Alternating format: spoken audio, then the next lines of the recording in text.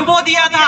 1.5 साल तक जंगल में रहे, 1.5 साल तक कार्य करे, 1.5 साल तक प्लानिंग बनाए कि हमको कैसे लड़ना है। बस वही प्लानिंग की आज जरूरत है। ये वक्त आज बिरसा मांग रहा है, ये वक्त आज क्रांति मांग रहा है। हर जगह आदिवासी के साथ उत्पीड़न हो रहा है, हर जगह आदिवासी के साथ शोषण हो रहा है, जबकि कानून आपको मालिक बोल रहा है, जबकि आपके क्षेत्र में गैर आदिवासी को रोक रहा है, फिर भी आप कैसे हो रहे हैं? कैसे आप लोग शोषण हो रहे हैं? अभी बहुत अच्छी बात हो रही है, शिक्षा नहीं है, जानकार नहीं है, तो क्यों जानकार नहीं है? आज से 50 साल पहले हम जाते हैं तो हमारे जो पूर्वज थे वो इंजीनियरिंग की भाषा जानते थे। हमारे जो पूर्वज थे वो एक हल बना के वो हल चला जाएगा, हेवा जाएगा, ये इंजीनियरिंग हमारे लोग जानते थे। और अब दस्त लग जाए तो कौन सी दवाई होती है, बुखार हो जाए तो कौन सी दवाई होती है, बस यही आपको जानना है। ये उलगुलान का समय आने वाला है। कब तुम्हारी गाड़ियां बंद हो जाएगी, कब तुम्हारे मोबाइल बंद हो जाएंगे, कुछ पता नहीं चलने वाला है। इसलिए आपको बी प्लानर, आपको एकदम प्लान के तहत चलना है। तो अपन अभी हिस्टोरिकल चालू करेंगे कि जो हमारा इतिहास क्या है, सबसे पहले हमको जानना है। जैसे कि मैं एक नाम से शुरू करता हूँ, विक्रम दादा, दैट इज कॉल्ड विक्रम। ये विक्रम शब्द क्या है? राजेंद्र, ये शब्द क्या है? ये शब्द बिलोंग्स टू द हिंदू। ये शब्द आपका मैच कर रहा है।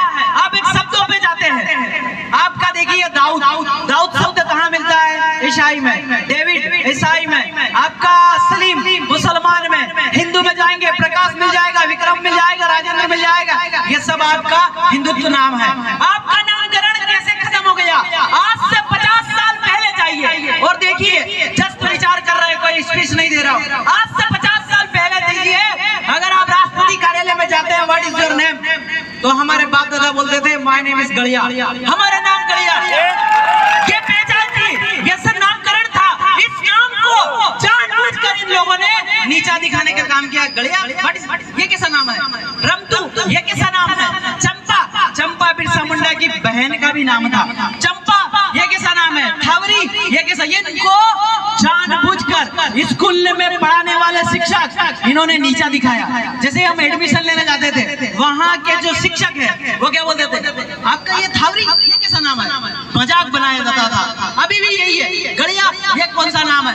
पर ये जो नाम है, यही नामकरण आपको आदिवासी दर्शाता है। आपको, आप आदिवासी हो, ये नाम बताता है। तो ये चीज आपको जाना है। मैं शॉर्ट में जाएंगे क्योंकि यहाँ पे बहुत सारे वक्ता भी होंगे, समय का भी अभाव है। कभी एक 4 दीवारी, एक बेड की बात होगी, उसमें सारा चीज बताएंगे। तो ये नामकरण वाली चीजें आपको ध्यान देना है।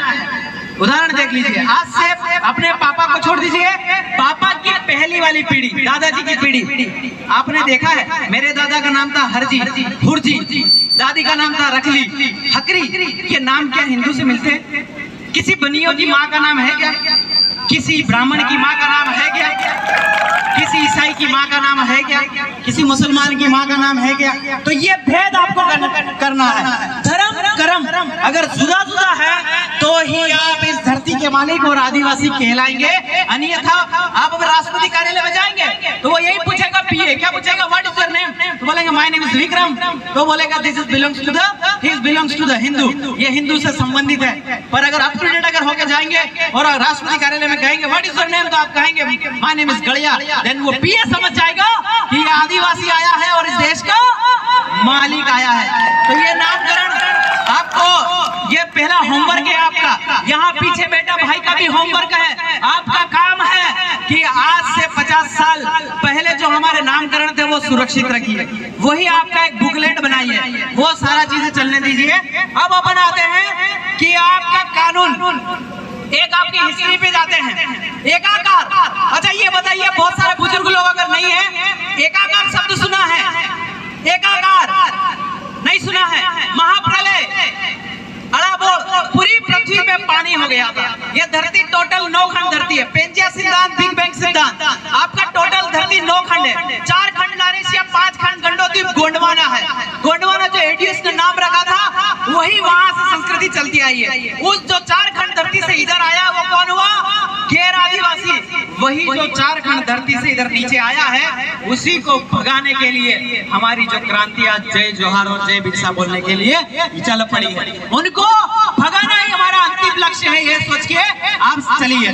तो जो गोंडवाना से चले आए काली कंकाली, आपका शंभू माधव, जो वोरावरी चलता है आपके इधर, वोरावरी जोड़ी, वोरावरी शंभू माधव नहीं चलता है, वोरावरी जो नाचते दिवाली पे ढोल पे, वोरावरी अर्धनारी जोड़ी है। शंभू माधव, शंभू मूला, शंभू गौरा, शंभू शक्ति। शंभू पार्वती इज द बहिष्कृत because of Parvati is belong to the Brahmin. जो आपकी पार्वती वो ब्राह्मण से बिलोंग है, इसलिए हमने समाज से बाहर कर दिया 88 के गुरु से। इसके बाद आपके रूपोलक पारिकुपारलिंगों से ये चालू हुआ। लिमड़े से धड़े धरने वाली दाई, आपके पानी की पनियारी, कोठे की धनियानी, इस टाइप से 9 दिन की 9 बहनें, नवरात्रि, ये चालू है। ये फल तो लेकर के आ गए, ये भी आपको समझना है। ये जब अपन बैठेंगे इसमें काली कंकाली, पूछ the Kali Kankali, Kali Kankali is the डाकण। डाकण क्या शब्द है? डाकण हमारा ही शब्द है। इन ब्राह्मण मुनियों का डाकण शब्द है क्या? वो डाकण शब्द यहाँ पे भोपा बैठे भी बैठते हैं। कोई अगर पानी पे धुला डाल के अगर कोई हकुन भी देखता है, तो जब तक डाकण के सातवीं राग नहीं पकड़ते हैं, तब तक वो अपनी विधि का नहीं कर पाता। आदिवासी कोई खेल नहीं है। आदिवासी वो इंसान है जो हाथ में नारियल लेके बता देता है 25 हाथ पे नीचे पानी है। ये आदिवासी की संस्कृति है। आदिवासी को ऐसा वैसा ना समझो। तो ये चीजें हम पहले कर चुके हैं यार, और ये चीज हो चुकी है और आज भी हो रही है, आपके सामने हो रही ना। अंधविश्वास से हट जाइए, अब ना वास्तविकता पे जाइए। तो ये चीज है, और बैठ के जब बैठेंगे इसमें और समझेंगे। अब कानून पे जाते हैं। कानून पे देखिए, आपका कानून पे जाएंगे। 1874 में एक शेड्यूल डिस्ट्रिक्ट एक्ट बना था, वहीं पे हम आजाद थे। 1874 बना और हम वहाँ आजाद थे। बाबा अम्बेडकर का जन्म भी उस समय नहीं हुआ था। गांधी जी शायद उस समय चड्डी पहन के घूम रहे होंगे। तब वही आदिवासी लड़के हमारी टेरिटरी को आजाद करवा लिया था, which is called schedule district act. अनुसूचित जिला अधिनियम, सिर्फ डिप्टी कमिश्नर का विस्तार हुआ था, वो भी राजस्व रिकॉर्ड के लिए कि इन आदिवासियों का राजस्व रिकॉर्ड सुरक्षित रखा जाए। वही आपका 1935 में सेक्शन 91 और 92 क्या है? वर्जित क्षेत्र और आंशिक वर्जित क्षेत्र। वर्जित क्षेत्र मतलब क्या? यहाँ कुत्तों का आना मना है, तो इधर बनिए क्या कर रहे हैं? वही आंशिक वर्जित क्षेत्र में भी यही लिखा है। और वही आपका 311 क्या बोलता है कि भारत 3 टुकड़ों में था, British India, tribal area, Indian state. आपका ब्रिटिश भारत कौन सा? जहाँ अंग्रेज रह रहे थे। तो देश भाई अंग्रेज छोड़ के गए तो ब्रिटिश भारत आजाद हुआ, ब्रिटिश भारत पर पावर ट्रांसमिशन हुआ। तो आप लोग कहाँ कह रहे हैं कि भाई हमारे ऊपर कहाँ दब रहे हैं? हम तो आज भी आजाद थे और कल भी आजाद थे। तो ये चीज आपको समझना है। वही आप ये लोग आगे करार करें, क्या करें कि हमारे क्षेत्र को इधर शामिल करने के लिए करार करें। 10 साल का राजनीति आरक्षण दिया और फॉरेन जुडिशन एक्ट के अंदर करार किया, वैलिडिटी रखी कि यहाँ अगर कलेक्टर है, यहाँ पुलिस है, यहाँ एसपी है, तो लोकल लोग ग्राम सभा को फॉलो करेगा तो ही एसपी का डंडा चलेगा, अन्यथा नहीं चलेगा। एड निकाला नहीं पूछा, आपका डैम बनाया ग्राम सभा को नहीं पूछा, तो स्वतः सरकार का अधिकृता समाप्त हो गया। आपका देखिए M Masthan versus chief commissioner of Pondicherry, कोई दिक्कत नहीं। 5 लोग भी अगर इसमें से समझते हैं तो मेरे लिए बहुत बड़ी उपलब्धि होगा। मेरे हर आदमी को समझ में आए इस बात वो नहीं है। M Masthan versus chief commissioner of Pondicherry में केस चला। सुप्रीम कोर्ट ने क्या कहा? This is not a part of India because of treaty अधूरा है। जिस क्षेत्र का ट्रीटी अधूरा है वो इंडिया का पार्ट नहीं है। क्यों? वही 1935 के सेक्शन 311 के तहत दिया गया। जो कमिश्नर था उसको झुकना पड़ा। तो वही आगे जाकर के देखते हैं अनुच्छेद 1। अपन बाबी आ जाते हैं अनुच्छेद 1 में। आपका अनुच्छेद 1 में देखिए कि भारत अर्थात राज्यों का संघ। भारत एक राज्य नहीं है क्योंकि डोमिनियन स्टेट है। आपका भी देखिए अर्जित किए गए इलाके अनुच्छेद 1 के 3 में अर्जित किए गए क्षेत्र क्या है? वही बात मिलाया गया, करार किया। 10 साल का राजनीतिक आरक्षण देकर गए। आप बात नहीं मान रहे हैं। बड़े बड़े कानून के ज्ञाता लोगों का कहना है कि जिस दिन 10 साल का राजनीतिक आरक्षण खत्म हुआ ना, अनुसूचित क्षेत्र में बनी गैर आदिवासी की बिल्डिंग तोड़ के उनको ये क्षेत्र छोड़ के जाना पड़ेगा। ये आपके सारे कानून के ज्ञाता बोलते हैं। क्यों बोलते हैं ये भी आप समझिए। अंग्रेज थे, बराबर अंग्रेज थे। अंग्रेज के पास तोपें थी, अंग्रेज के पास पुलिस थी, अंग्रेज के पास बड़े बड़े बड़े सारी बंदूकें थी, फिर भी किसी को पता नहीं था संघर्ष करने वालों के लिए देश और टेरिटरी छोड़ के चले जाएंगे। बस यही समझ लीजिए, आज पुलिस उनके पास है, डंडा उनके पास है, तोप उनके पास है और हम संघर्ष कर रहे हैं। कब ये छोड़ के चले जाएंगे, ये हम लोग संघर्ष करते रहो, सब पता चला जाएगा। ये अब अनुच्छेद 12 देखते हैं। अनुच्छेद 12 में कहा है राज्य की परिभाषा, अनुसूचित इज नॉट मतलब डिफाइन होता है, भारत राज्य की परिभाषा में परिभाषित नहीं होता। तो अनुसूचित क्षेत्र अगर भारत नहीं है, राज्य की परिभाषा में नहीं है, तो अनुसूचित क्षेत्र को भारत गिनना ही गलत है, क्योंकि यही अपना इंडियन इंडिपेंडेंस एक्ट 1947 का 8 जो है उसमें लिखा है, जब भारत का डिवाइडेशन हो रहा था तो उसमें लिखा है कि आदिवासी चाहे तो पाकिस्तान की जमीन ले सकता है, आदिवासी चाहे तो भारत की जमीन ले सकता है और आदिवासी चाहे तो स्वतंत्र रह सकता है। ये एम लक्ष्मीकांत की बुक के 8वें नंबर पॉइंट में भी दिया है, ये भी आप देख लीजिए। और इंडियन इंडिपेंडेंस एक्ट 1947 के अंदर भी लिखा है। फिर अपन देखते हैं अनुच्छेद 13। अनुच्छेद 13 का पहला क्या बोलता है, 1950 में बने कानून, 1950 में बने कानून के अंदर आप देखिए वो कहा कि ये विधियां संरक्षित रहेगी। वही आपका 13(2) क्या बोलता है कि विद्यमान विधि जो 1950 से पहले के कानून है, कौन 91, 92 वर्जित क्षेत्र, आंशिक वर्जित क्षेत्र, वो कानून को शून्य नहीं कर सकते।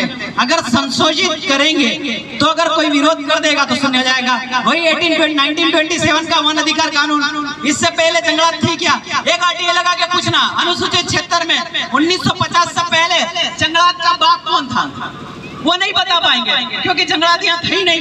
ये तो अभी बॉन्डेड किया है, बाउंड्री बना के, तो ये इन्होंने संशोधित किया तो अनुच्छेद 13(2) के तहत अगर हम विरोध दर्ज करा देते हैं तो ये शून्य हो जाता है। वही अनुच्छेद 13(3) का क्या बोलता है, 13(3) का बोलता है रूढ़ी प्रथा को विधि का बल प्राप्त है। आपका विधि मतलब संविधान, संविधान मतलब क्या, कार्यपालिक शक्ति, न्यायपालिक और आपका विधायिका, इन तीनों का पावर रूढ़ी प्रथा यानी कि ग्राम सभा अपने जेब में रखती है। पुलिस, जज, कलेक्टर, तीनों को ग्राम सभा किधर रखती है, जेब। ये हमारा कानून है, इसको आप समझना है। इसका एक जजमेंट आया Madhukeshwar versus state of Bihar में क्या कि traditional law of the tribe is not मतलब कि क्लियर, मतलब उन्होंने कहा कि आपका जो कस्टमरी लॉ है वो मतलब कि आइडेंटिफाई नहीं है। कैसे आइडेंटिफाई नहीं है, मेरे बाजना में कुछ और रूल है, मेरे यहाँ अगर लड़की चली गई या फिर कोई भाई मर गया तो जो भाभी है उनका देवर बैठा होता है,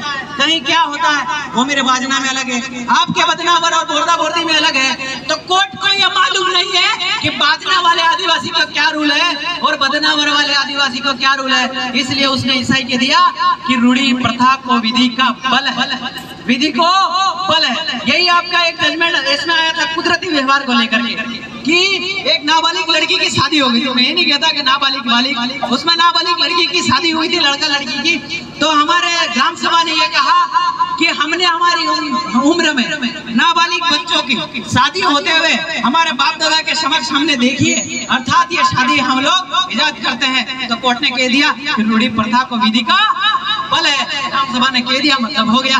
वो मैं ये नहीं कह रहा कि क्या गलत और क्या सही है, तुम्हारी रूढ़ी प्रथा को कितना बल है, ये चीज मैं बता रहा हूँ। दमन दिन की एक घटना बताता हूँ। उस घटना में यह था कि दो कपल थे बिल्कुल काले, उनका बच्चा हुआ गोरा, तो गांव वालों ने बैठ के कहा कि यो सोरू तो हमारा नहीं हो सके, धर्मणु है ना, ये बच्चा हमारा नहीं हो सकता, ये धर्मणा है। क्यों कि दो काले कपल का गोरा बच्चा कैसे हो सकता है, वो साइंस है, अदरवाइज चीज है। तो पारंपरिक तरीके से गांव वाले बैठे और 5 बजे सुबह उसको मृत्यु, जैसे इच्छा मृत्यु टाइप एक मृत्यु थी, पुलिस को पता चला, केस कोर्ट में गया, तो गांव वालों ने और पारंपरिक जागरूक लोग भी उधर, तो उन्होंने कहा कि पारंपरिक न्याय के हिसाब से हमने हमारा बच्चा ये हो ही नहीं सकता, क्योंकि एक हिस्सा पैदा हो जाता, एक धर्मणा पैदा हो जाता, तो पता नहीं कितने को बिजड़े बिगाड़ देता, इसलिए उसको मृत्यु दे दी और ग्राम सभा ने उनको कोर्ट ने उनको फ्री कर दिया।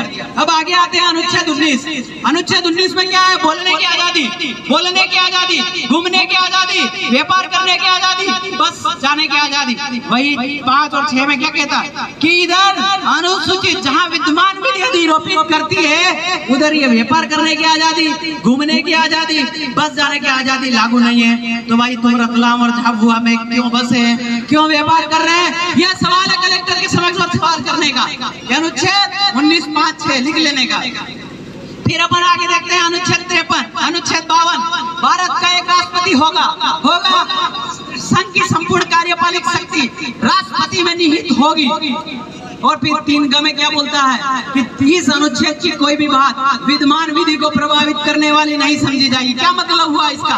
राष्ट्रपति भी सीधा विद्यमान विधि को प्रभावित नहीं कर सकता है। तो फिर राष्ट्रपति हमारे क्षेत्र में कैसे लागू हुए? वही अनुच्छेद 124 में भारत का एक सर्वोच्च न्यायाधीश होगा, एक न्यायाधीश है, और उसको हस्ताक्षर कौन करेगा? राष्ट्रपति। तो राष्ट्रपति खुद लागू नहीं है।